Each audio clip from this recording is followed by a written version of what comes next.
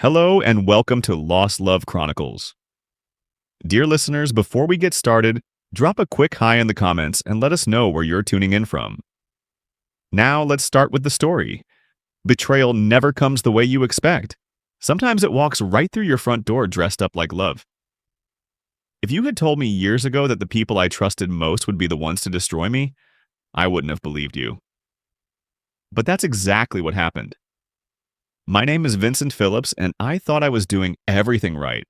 Working hard, loving my family, trying to build a better life. I wasn't perfect, but I damn sure try to be a good man. I was raised in the church, brought up to believe that if you do right, right will follow you.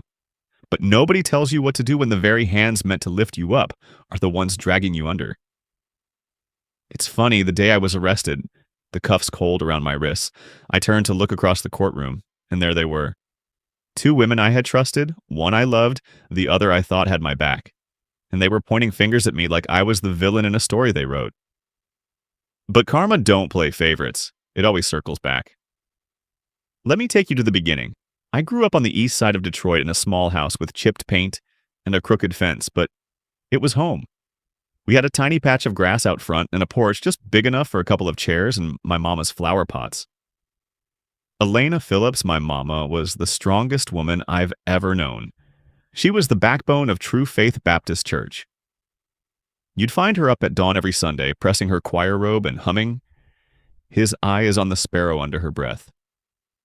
"Vincent, baby, grab that songbook for me, would you?" she'd say, her voice sweet but firm, as she tied her church hat on in front of the mirror. I'd be sitting on the edge of the couch pulling on my two small dress shoes. "Yes, ma'am," I'd mumble half awake. She made sure I was in the front pew every single Sunday, no matter what. "You sit still and you listen," she'd whisper as we filed into the sanctuary. "Pastor William got a word from God today and you need to hear it," and I always did. I might not have understood all of it back then, but I knew better than to disrespect the house of the Lord or my mama. She believed in faith, in community, in doing right, even when life gets hard. And me, I believed in her. I believed in the things she taught me sitting on that porch, while she sang hymns and watched over the neighborhood like a quiet guardian. But the world outside that porch, it had other plans for me. The devil tempts idle hands. "Baby, that's what my mama used to tell me every time I tried to sneak in an afternoon doing nothing." She'd nudge me toward my books or hand me a broom and say, "Stay busy with the Lord's work, and evil can't find its way in." Mama wasn't just talking to hear herself speak. She meant every word. She raised me on her own after my father walked out when I was just 3. I don't remember the man, just the shape of his absence. But Mama, she was always there. Morning, noon, and night. She cleaned houses during the day, scrubbed office floors after dark, and somehow still had the strength to sit in the front pew every Sunday, with a smile on her face and a Bible in her lap. Wednesday nights, too. Rain, snow, didn't matter. We were at Bible study. "You coming straight from school?" She'd ask me over the phone while wiping down countertops somewhere in Grosse Pointe. "Yes, ma'am. And not walking past them corner boys, right?" "I ain't, Mama, I swear." She'd sigh half in relief, half in that tired way of hers. "Good. You don't need what they got. They smile at you now, but the devil smiles too. Mama never let me forget right from wrong. Not for a second. Shortcuts come with strings." "Vincent," she'd say, every time I complained about how hard she worked. I remember one night in particular, her sitting on the couch, feet swollen like soft potatoes, rubbing them slow while the fan blew weak air across the room. "Nothing worth having comes easy," she told me, not even looking up. "Remember that the easy path leads to hard times." I carried her words with me into adulthood like scripture of my own. By the time I hit 35, I had checked all the boxes, at least on paper. Steady job at the warehouse, loading and unloading trucks. It wasn't glamorous, but it was honest. My back ached most nights, but I told myself that's what being a man meant. Pain meant progress. I had a wife too, Mariana. Met her at church. Pretty smile, soft voice, and eyes that made you want to do right, just so you wouldn't disappoint her. We got married 2 years after meeting, and not long after that, little Vincent Jr. came along. My whole world wrapped up in a 7-pound bundle with my nose and Mariana's dimples. We didn't have much, but we had each other. A modest apartment, nothing fancy, but clean, safe enough. I picked up weekend shifts whenever I could, stacking boxes and dreaming of something better. A small house, maybe with a little patch of grass and a tire swing out back where Vincent Jr. could run wild and free. I wanted that for him. Worked every hour I could. Put every extra dollar in our savings account. Told myself it was only a matter of time before things turned. But no matter how hard I worked, it never seemed to be enough. The bills started coming faster than the paychecks. Little Vince needed new shoes.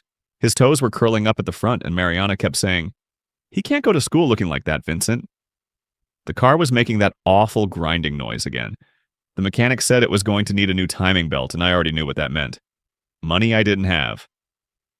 Then the rent went up out of nowhere, like the landlord just decided we suddenly lived in a high-rise instead of a two-bedroom with leaky faucets and peeling paint. And Mariana, she wanted nicer things. I'd come home from a 10-hour shift smelling like diesel and sweat. And there she'd be on the couch scrolling through her phone, showing me pictures of her friends. Friends with new purses, new shoes, smiling next to cocktails in places I couldn't even pronounce. "Look at this," she said once, turning the screen toward me. "They're in Tulum All-Inclusive Resort." Can you believe that? We deserve better than this, Vincent. I was at the kitchen table counting out singles for the electric bill, crumpled bills, quarters from the jar by the door. "We shouldn't have to struggle like this," she added, not even looking up. And here's the truth. I agreed with her. Deep down, I did. I played by the rules, stayed in school, kept out of trouble, worked hard, got married, had a child. I did everything I was supposed to do. So why was life still so hard? Why couldn't I give my wife the life she dreamed of? Why couldn't I give my son the security he deserved? That question, that doubt, it was the first crack in the foundation I'd built. A small crack barely visible, but pressure. Pressure will find any weakness. And that pressure came wrapped in pink paper, an eviction notice, bold letters shouting that we were 3 months behind on rent. I'd been working every extra shift I could grab, but it wasn't enough. The warehouse had cut back hours. They called it an economic downturn. Like that meant anything to a man who still had mouths to feed. I remember walking into the apartment. That note is folded in my back pocket like it might go away if I didn't look at it too long. I laid it gently on the coffee table like it might shatter.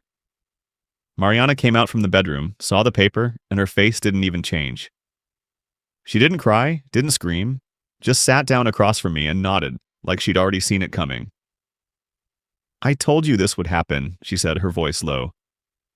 "I told you we needed more money." I dropped onto the couch, the springs creaking under me, buried my face in my hands. "I'm trying, Mariana," I said. "I'm working as much as they'll let me. I'm doing everything I can." She sat beside me, her hand resting gently on my knee. "Working harder isn't the answer, Vincent." She said, "We need to work smarter." That's when she first mentioned Lorenzo. "My friend Lorenzo," Mariana said one night, her voice low like somebody might be listening. Even though it was just the two of us in that apartment, the walls thin and the lights dimmed low. "He knows ways to make real money." I looked up from the pile of overdue bills on the table, already feeling the heat rising in my chest. "Lorenzo?" I asked. "You mean that Lorenzo? The guy with the new Escalade who never worked a day in his life?" "That Lorenzo?" She rolled her eyes like I was a kid who didn't understand how the world worked. "Yes, Vincent. That Lorenzo. And before you start judging, ask yourself something." She leaned in a little. "Is your pride worth being homeless? Is it worth watching your son go hungry?" I shook my head, stood up from the table. "We're not going to be homeless." I said, "We're not going to go hungry. I'll figure something out, something legitimate."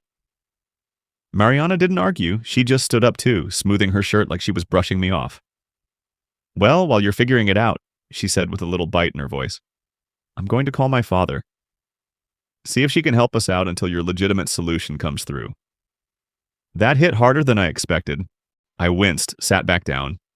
Her father, Jack, was a sharp man, always perfectly dressed, always 2 steps ahead of every conversation. But there was something else, something in the way he looked at me, like I was a project that had already failed, like I wasn't enough for his daughter. and he knew it the moment we met. Still, we needed help.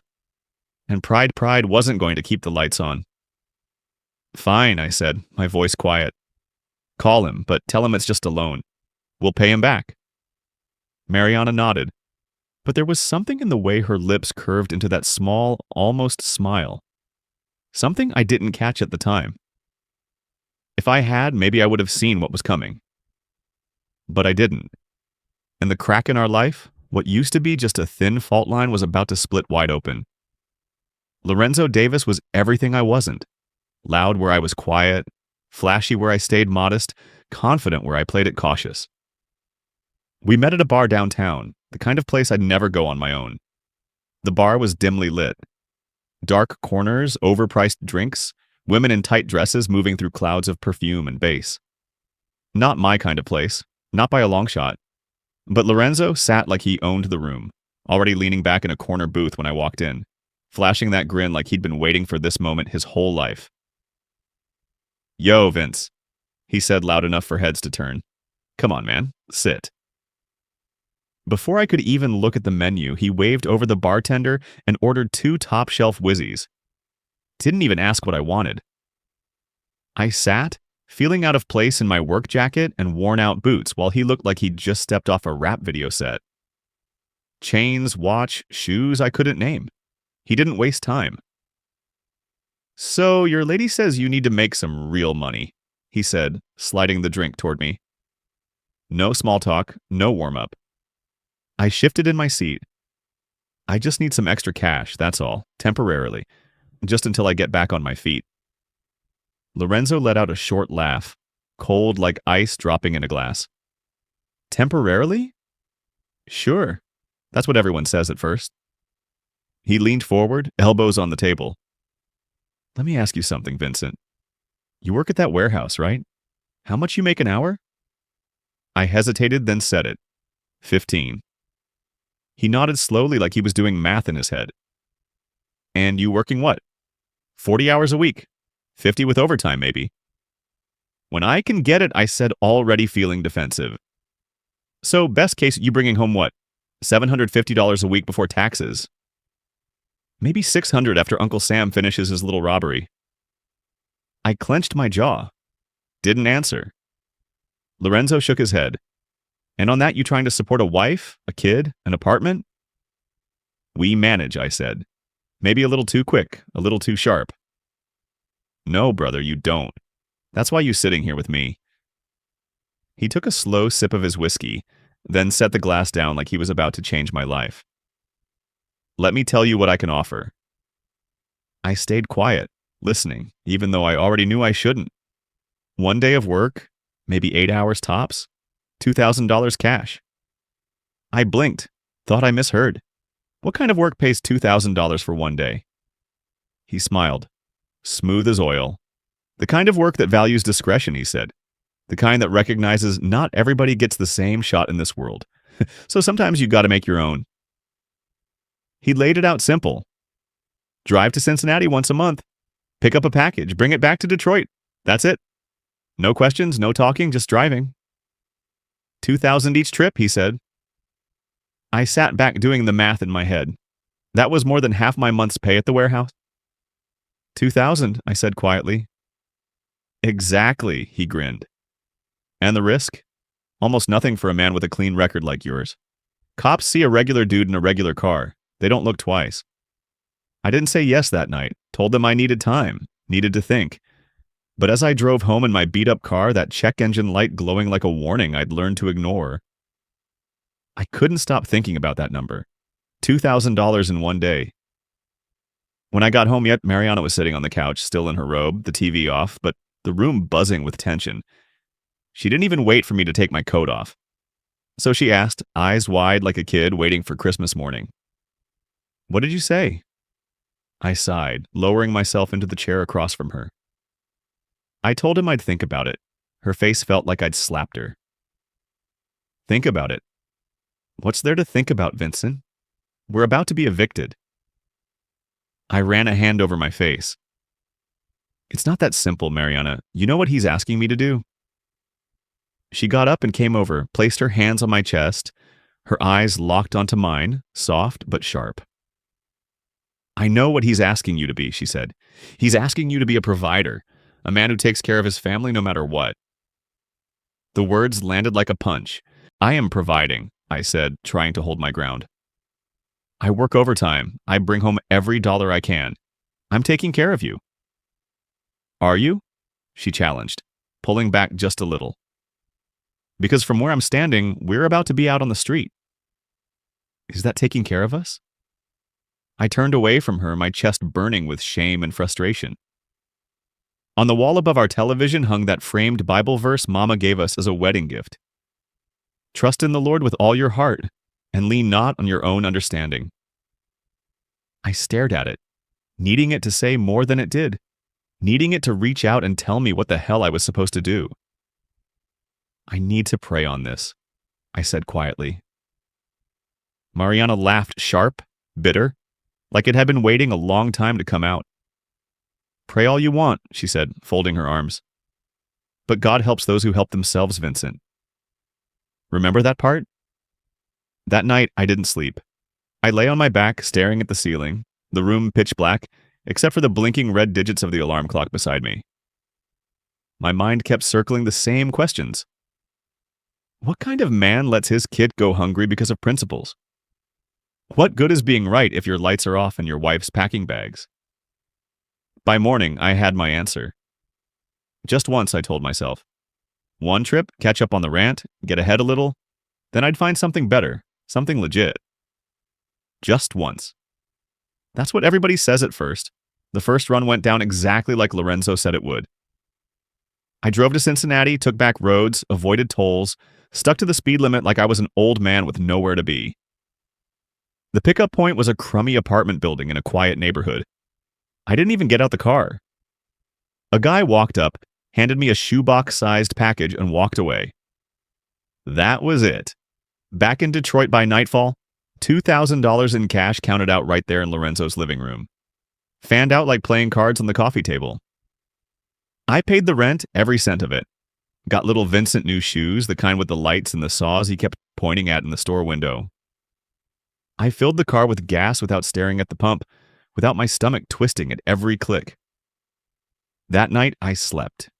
For the first time in months, I slept all the way through. When Mama asked how he managed to catch up on everything, I didn't blink. Overtime, I said, and Mariana picked up some shifts at her cousin's salon. Mama gave me that look, the one that made me feel like I was 9 years old again, caught sneaking cookies before dinner. The one that stripped away every excuse I'd built up like armor. She didn't raise her voice. She didn't ask questions. She just looked me straight in the eye and said, "Whatever you're doing, son, make sure it's something you can face God with when your time comes." I nodded, but I couldn't meet her eyes. I was too afraid she'd see the truth staring back at her. The second run came about a month later. Same route, same shoebox, same thick envelope of cash. Then a third run. Each time I told myself it'd be the last. Just one more trip. Just until things got better. Just until I found another way. By the fourth run, we'd moved. A better apartment, new floors, more space, an actual laundry room instead of dragging baskets to the coin-op down the street. Mariana finally got that designer purse she'd been drooling over on Instagram.